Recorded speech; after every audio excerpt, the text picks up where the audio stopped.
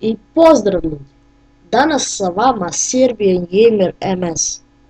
Danas u ovom tutorialu ću vam pokazati podešavanja Frapsa, jednog od programa za snimanje gameplayova, igrica i svašta. Lepo ovako, ovdje imamo 4 kolone, mi ćemo ići na prvu. Kao prvo, morate imati skinut Fraps i ne mora da bude registrovan. Ja sam skinuo registrovan, ali ako hoćete da ga registrujete, morate da platite. Ja sam skinuo registrovan. Mora da bude uključeno ovo ovdje, Start Fraps Minimized. Zatim Fraps Windows Always on Top, to mora da bude uključeno. Monitor Area Desktop, i to mora da bude uključeno. I Minimize to System Try Online, i to. Idemo na drugu kolonu, FPS.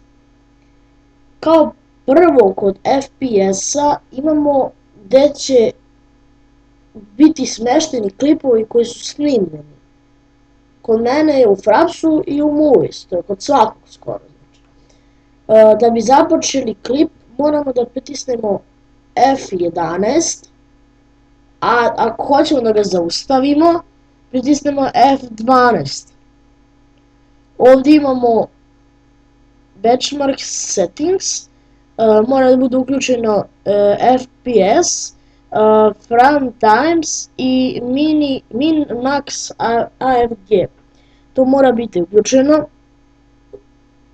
Zatim idemo na treću kolonu Movies za snimanje gameplayova. Ovdje isto sam pričao, tu se nalaze već snimljeni klipovi i koji se na primjer trenutno snimaju. Ovdje mora biti F9, da bi započeli snimanje nekog gameplaya mora biti ovdje F9. Zatim ovdje na 30 FPS-a i ovdje full size. Ovdje ne split movies every 4 GB, to nikako. Ovdje za snimanje zvuka record win 7 sound, to mora biti uključeno. I stereo, nikako multi-channel, samo stereo. Mora biti uključen snimač zvuka, record external input. Zatim mora biti uključena ove dve stvari, lock frame rate while recording i for lossless i tako dalje itd. I to bi bilo to ljudi u ovom tutorialu. U sljedećem tutorialu ništa posebno možda neću snimati, već ću snimati samo možda podešavanje Camtasia Studio 8. I jedinu stvar koju sam ispustio je screenshots. To je isto veoma važno. Ako hoćete da slikate svoj desktop, ovdje će biti sačuvane slike koje ste slikali. Da bi slikali morate da pritisnete F10 i ovdje mora da bude uključeno BMP. Ovo uopšte nije važno.